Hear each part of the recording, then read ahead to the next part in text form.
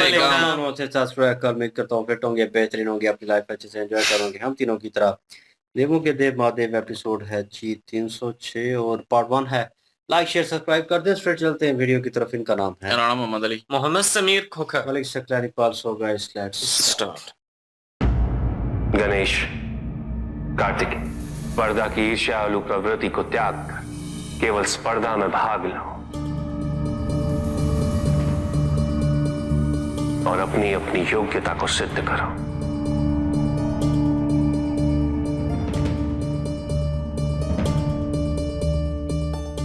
किंतु संसार के लिए नहीं,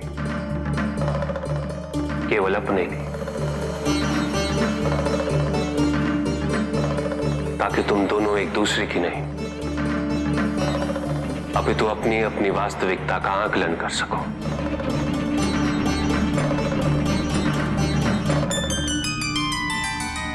अपने सामर्थ्य का आकलन, अपने दोष का आकलन,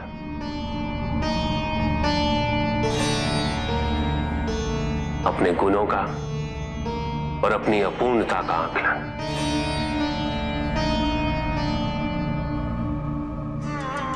परिक्रमा आरंभ होने से पूर्व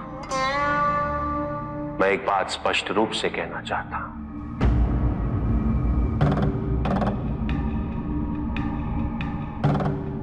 माता पिता धरती के समान होते,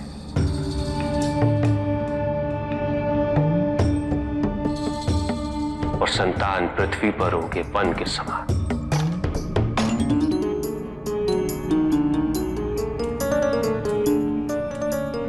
जिस प्रकार पृथ्वी छोटे और बड़े, फलदार और कटीले वृक्षों में भेदभाव किए बिना सभी को एक समान रूप से सींचती,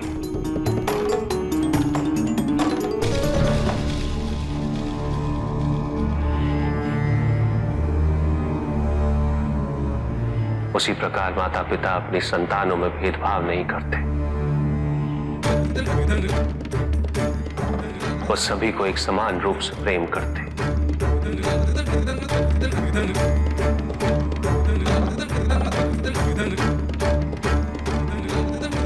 संसार की परिक्रमा की प्रतिस्पर्धा आरंभ होने को है। स्मरण रहे पुत्रों, एक क्षण के लिए भी ये मत भूलना कि हमारा संसार तुम तीनों से,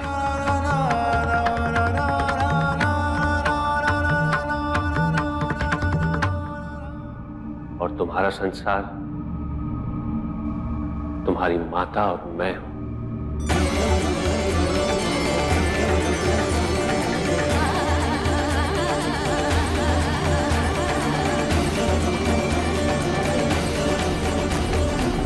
चलिए सब भोजन कर लीजिए।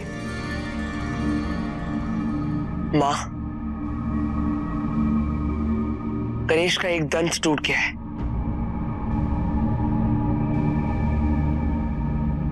आज आप उसे अपने हाथों से खिला दीजिए।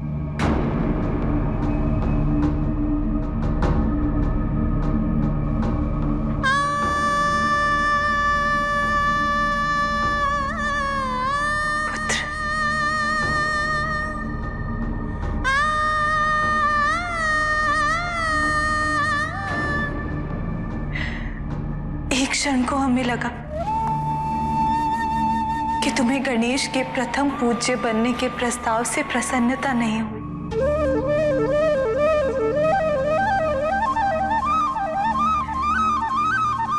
किंतु तुम्हें तो अपने भाई की कितनी चिंता है, कितना प्रेम करते हो तुम उससे।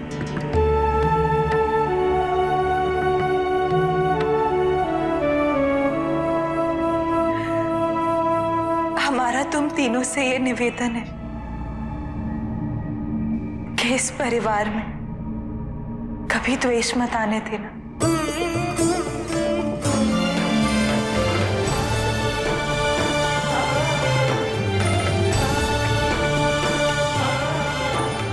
इसी प्रकार एक दूसरे के प्रति प्रेम बनाए रखना।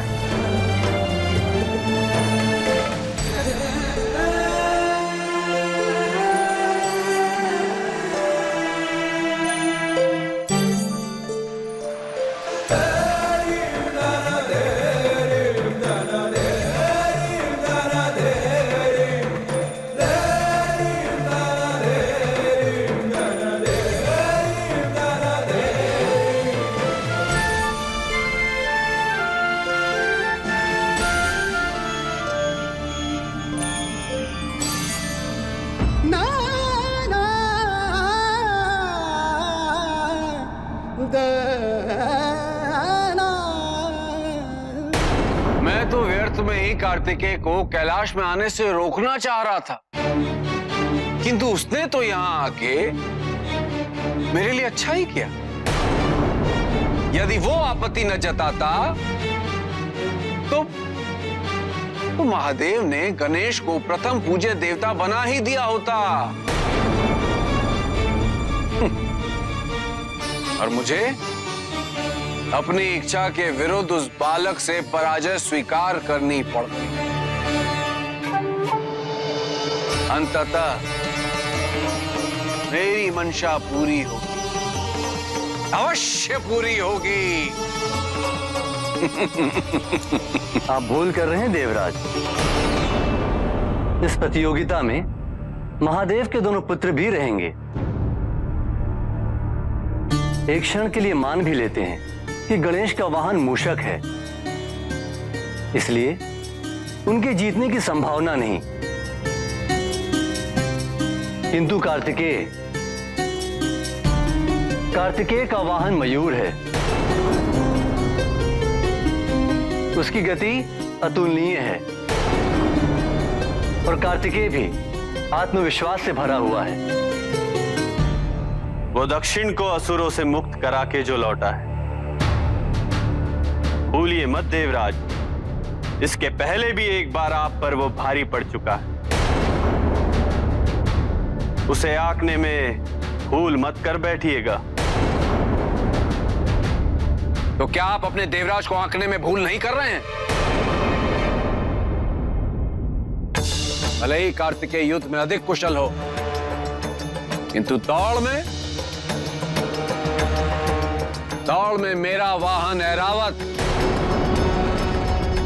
जो कि मुझे समुद्र मंथन से प्राप्त हुआ है, उसके वाहन से अधिक शक्तिशाली है।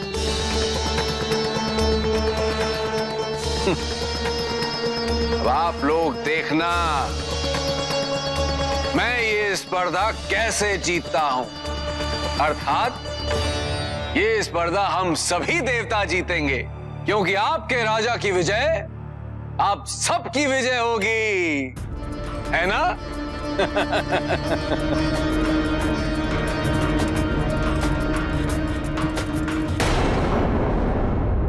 तुम संसार की 3 बार परिक्रमा लगभग कितने समय में कर सकते हो? मुझे एक पर्वत की परिक्रमा करने में कई दिन लग जाते हैं। पूरे संसार की परिक्रमा करने में तो वो भी हमारे मित्र को बिठा के कई वर्ष लग जाएंगे। ये है आपके वाहन महाराज का आत्मविश्वास। मित्र, यदि आपका भार थोड़ा सा कम हो जाए, संभव है कि क्रोच आपको सहजता से उठाकर भाग सके। अन्यथा आपका इस स्पर्धा में सम्मिलित होना उचित नहीं है। एक और तो उड़ने वाले और तीव्र गति से दौड़ने वाले बड़े बड़े पशु पक्षी होंगे। उनके साथ एक मूषक कितना भाग सकता है?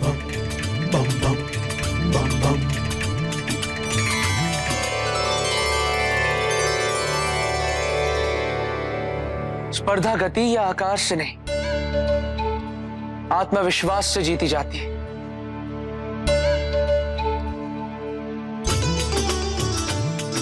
गणेश, यहाँ एक प्रतिस्पर्धी नहीं,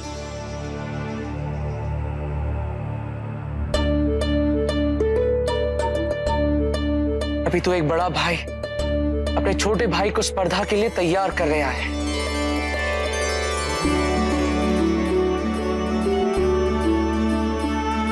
गणेश, मैं कल स्पर्धा में सबसे तीव्र गति से भागने का प्रयास अवश्य करूंगा, किंतु इस क्षण एक बड़ा भाई होने के नाते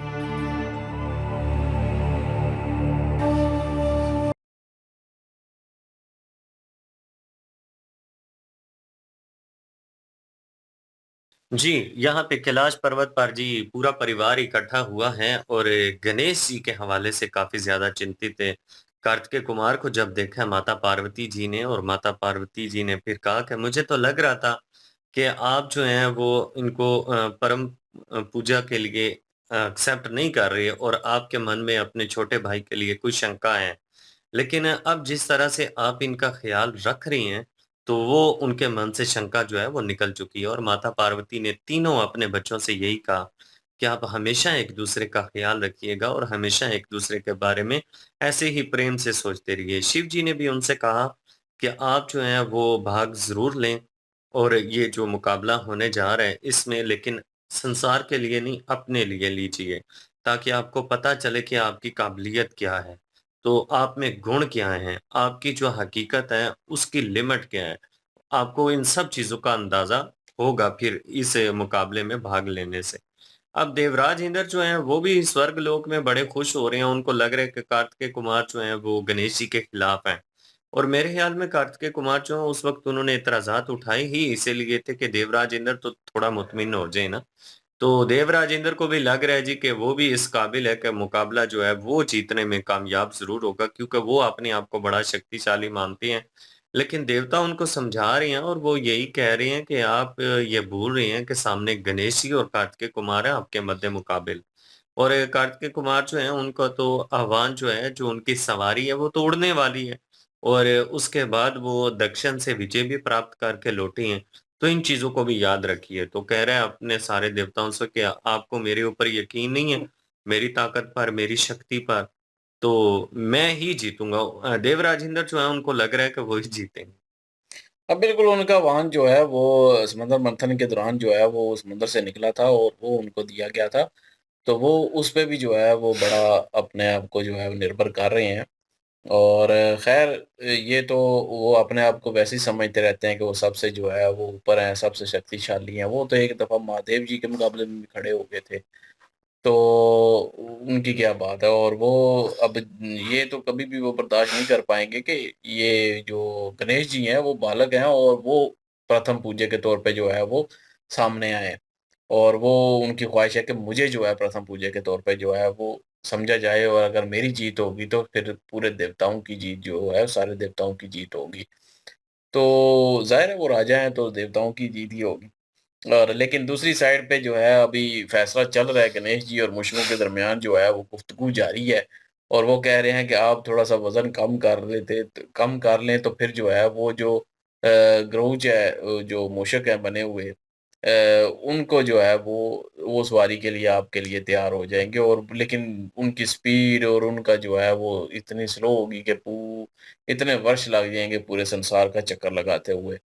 तो मेरे ख़्याल में वो दौड़ ही होगी और चक्कर लगाना होगा संसार का और बाकियों के उड़ते भी हैं, दौड़ते भी हैं, तो वो जीत भी सकते हैं। तो वही गुफ्तगू हो रही थी, लेकिन यहाँ पे अफ़सरदा बैठे हुए थे गणेश जी, अब सोच में पड़े हुए थे कि क्या किया जाए। और वहाँ पे जो है कार्तिकेय अभी आ चुके हैं और वो उनको यकीन दिला रहे हैं कि वो जीतेंगे और उनका जो एतमाद है खुद पे, वो बहाल करने की कोशिश कर रहे हैं। और उनको समझाने की कोशिश कर रहे हैं, कुछ सिखाने के लिए आए हैं।